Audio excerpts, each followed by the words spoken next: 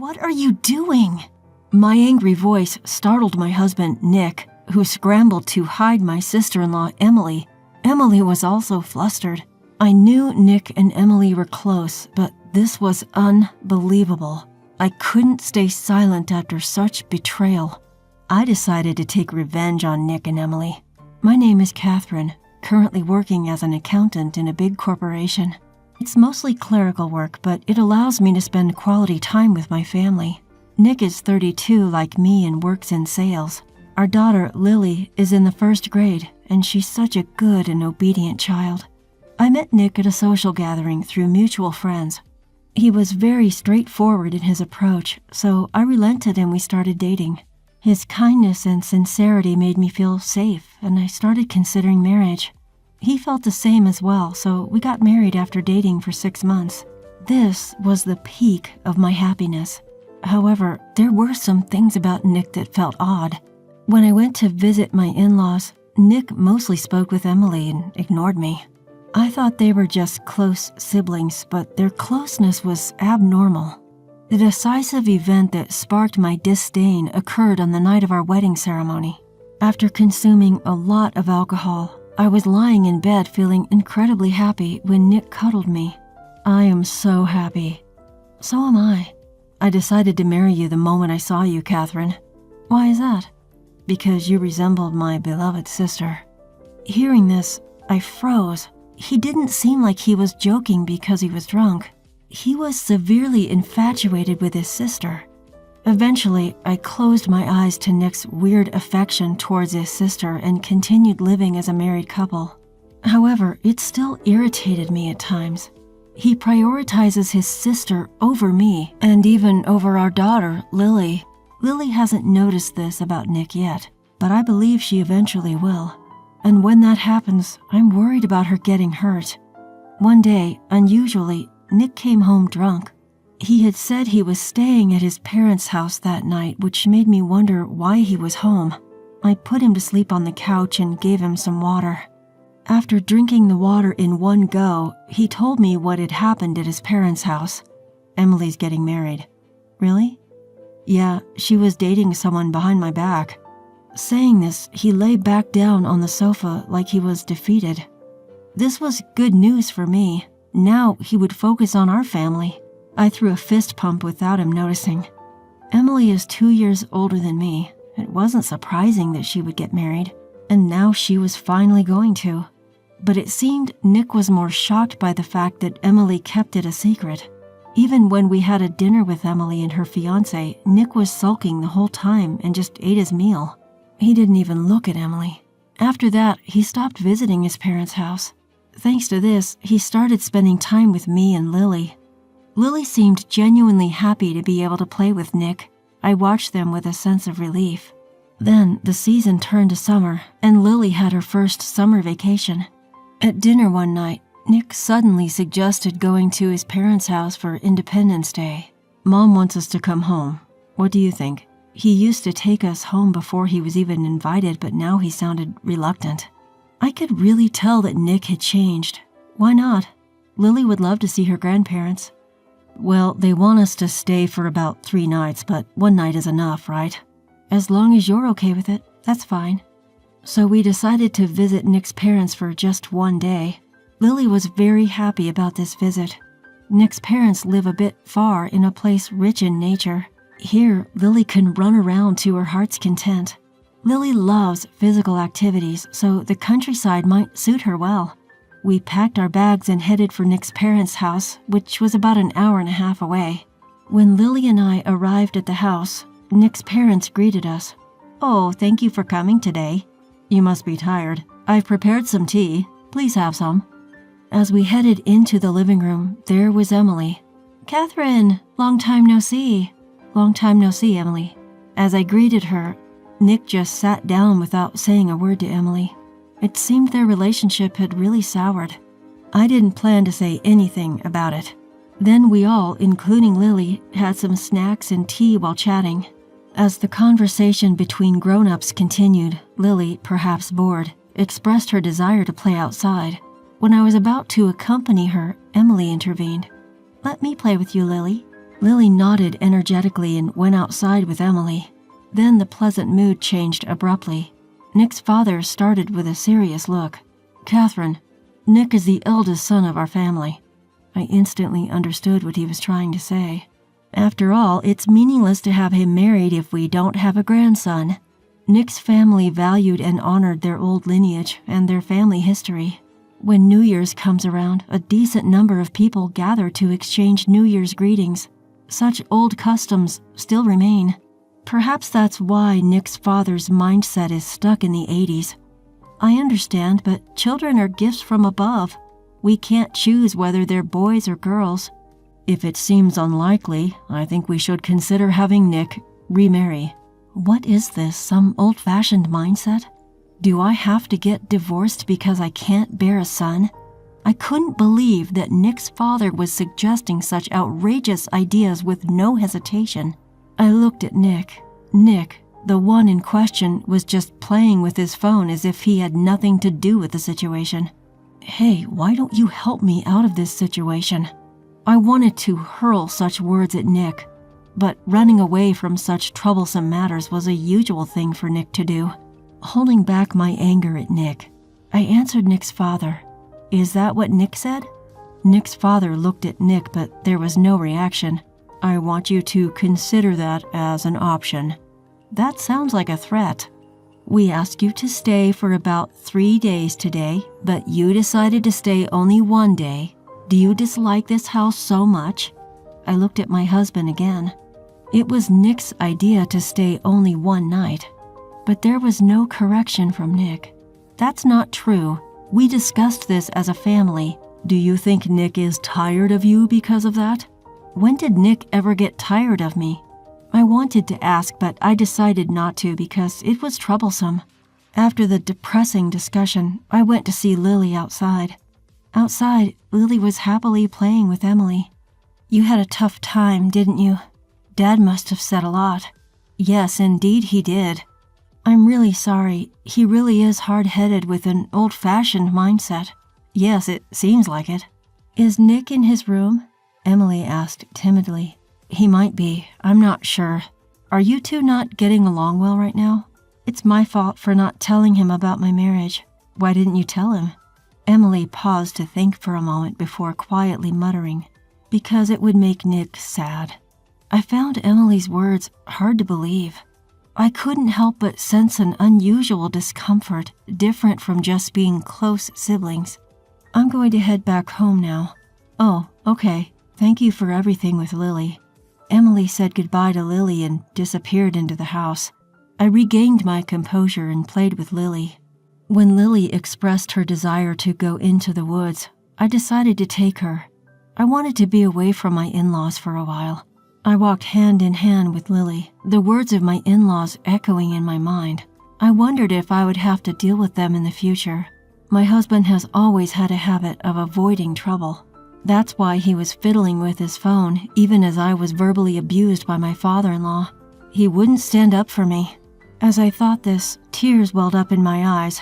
I wiped them with my hand, careful not to let Lily notice. In doing so, I unintentionally loosened my grip on Lily's hand. Lily wriggled out of my hand and started to run. "Lily, no running!" She ignored my call and continued to run deeper into the woods. When I ran after her, she must have misunderstood it as a game of tag and ran even further away.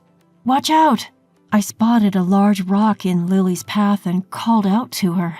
But Lily didn't notice and tripped over the stone, falling down. By the time I reached her, my usually resilient daughter was crying loudly. Feeling that something had happened, I checked her leg. A copious amount of blood was flowing from Lily's right leg. At a loss for words at the sudden situation, I realized my phone was back at the in-laws' house. I quickly composed myself, hoisted Lily onto my back, and made our way down the mountain. Once back at the entrance, I laid Lily down and called for an ambulance with my phone from my bag. In the meantime, I attempted to disinfect the wound, but couldn't locate where the disinfectant was stored in the in-laws' house. Deciding to ask my husband, I raced towards his room. As I flung open the door to his room, an unbelievable sight met my eyes. My husband was lying on his bed. Next to him, a naked woman. Unbelievably, it was Emily, my sister-in-law. "What the hell are you doing?" I shouted instinctively. Startled by my voice, my husband sprang up and hastily tried to cover Emily. Their actions told me all I needed to know, and my mind went blank with panic and anger. What's going on? Emily was more flustered than my husband. Both of them were scrambling for words to explain, but their words were meaningless to me as my blood boiled in fury. Not only was my husband not on my side, but he was also engaging in such a treacherous act. My feelings for my husband rapidly faded. "Lily is hurt, so I'm taking her to the hospital in an ambulance. You just stay here and have a good time with your sister." With that, I forcefully shut the door behind me. I carried my bags and got into the ambulance.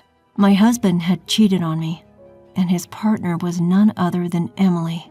I always felt that they were really close, but this? I began to slowly accept what I had witnessed. While processing all of this, I started to think of my next move. After reaching the hospital, Lily, who had seemingly cried herself out, was peacefully asleep. The doctor informed me that a few stitches would heal her wound quickly. There was no need for her to be hospitalized. I sighed with relief. I gently stroked the head of my sleeping Lily. For me, the only thing that mattered now was Lily. I wanted to do only what was best for Lily. For that, I had to sever ties with my in-laws, including my husband. On top of that, I wanted to get back at Emily. With Lily's foot bandaged, we headed home. I had no intention of ever returning to my in-laws' house. The events at their house were hellish. I filled out the divorce papers. I informed my parents about the situation and conveyed my intention to get a divorce. My parents supported my decision. With their support, I was now determined to proceed with my plan. The next early morning, my parents arrived at our home by an express train. I left Lily in their care and headed back to my in-laws' house. My in-laws greeted me with a look of annoyance. "All this trouble because you couldn't keep an eye on your own daughter. Our summer holiday is ruined because of you." I ignored their griping and headed towards the living room. My husband and Emily sat there, faces downcast. I placed the divorce papers on the table. "We're getting a divorce." The ones taken by surprise were my in-laws. Neither my husband nor Emily reacted. "Why are we hearing about the divorce from you? It's out of the blue." "It was us who said we'd divorce if you couldn't bear a son. Please sign here and affix your seal." Fine. "Nick, just sign it already." However, my husband didn't budge. "Nick, what are you doing? From now on, we will involve lawyers and I'll be demanding alimony." "Why should you get alimony? You're the cause of the divorce." My mother-in-law's face turned red with anger. However, I calmly denied her accusation. "No, the reason for the divorce is my husband's infidelity." At this, my in-laws turned to look at my husband. He remained silent, neither denying nor confirming. That was the best evidence that what I was saying was true. Just a little cheating by a man? What kind of wife are you if you can't even be a bit forgiving? I think there's also a reason that he was led to cheat. Such absurd arguments were nothing more than a poor loser's excuse. I informed my in-laws about what I had witnessed. "My husband's mistress is your beloved daughter, Emily." Upon pointing at Emily, my in-laws froze. When I returned home yesterday, the two of them were sleeping naked in bed. Even the memory of it sent shivers down my spine. Neither Emily nor my husband said anything in response to my accusation. Even my usually boisterous in-laws wore somber expressions. "Is this true?" My father-in-law finally broke his silence. However, neither of them responded. "Answer me!" At my father-in-law's angry voice, my husband timidly responded, "It's true." His voice was barely audible. My mother-in-law clasped her head in disbelief. "All right then, we'll discuss the details of our alimony and others through our lawyers." I stood up. I didn't want to spend another second in this house. "Wait a minute." My father-in-law stopped me with his voice. "We would like to keep this matter private, please. I'm not planning to spread this around to everyone. I'd like you not to mention it to your lawyer either. That's impossible. We have to set visitation rights, child support, and alimony. Without involving lawyers, it will just lead to disputes. We'll comply with all your demands. We'll pay all the alimony and child support, so please don't further expose our family's shame." With that, my father-in-law prostrated himself. Beside him, my mother-in-law also bowed her head. I was amazed by my in-laws, who were trying so hard to save face. "I understand. I'll only deal directly with my husband then. Is that all right?" "Yes, thank you." I headed straight for the front door. As I was putting on my shoes at the door, Emily ran up to me. "Now that you've secured a big payoff, you have no complaints, right?" I had no idea what Emily was talking about. "Nick used to complain about you to me, saying you were arrogant despite not earning much. He called you a parasite. Apparently, she couldn't stand being at the losing end and came to say a nasty thing or two." I decided to tell Emily the truth. "Nick seems to really like you." What?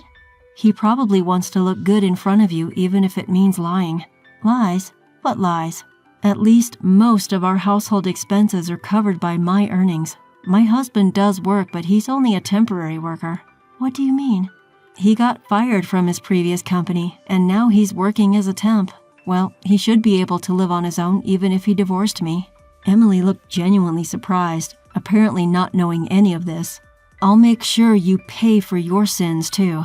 As I said this, I heard a car stop in front of the house. "You remember we once had dinner with your fiancé, right? We made a group chat back then. So I've already informed your fiancé about this situation."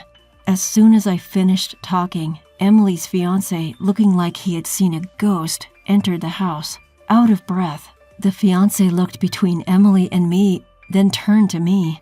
"Is what you said true?" Of course, she just admitted it. Upon realizing her fiancé was there, Emily started to tremble and collapsed to her knees. "What the hell is going on? You better explain." With the sound of the fiancé's angry voice behind me, I left my in-laws' house. I knew I would never return there again. After that, my husband and I got divorced. The alimony and child support were all settled to my satisfaction. This means I won't have to worry about money for a while. I also made sure to inform my husband's temp agency about our divorce and the reasons for it. As expected, his contract was terminated, and now he seems to be working part-time while living in an apartment. Emily's engagement was called off, and now she's living at my in-laws' house. Initially, they planned to kick her out, but decided to keep her there to ensure she and my husband never meet again. Thanks to my husband's leave, I was able to get rid of his bad debt and am now able to enjoy a relaxed and peaceful life with Lily in our apartment as before.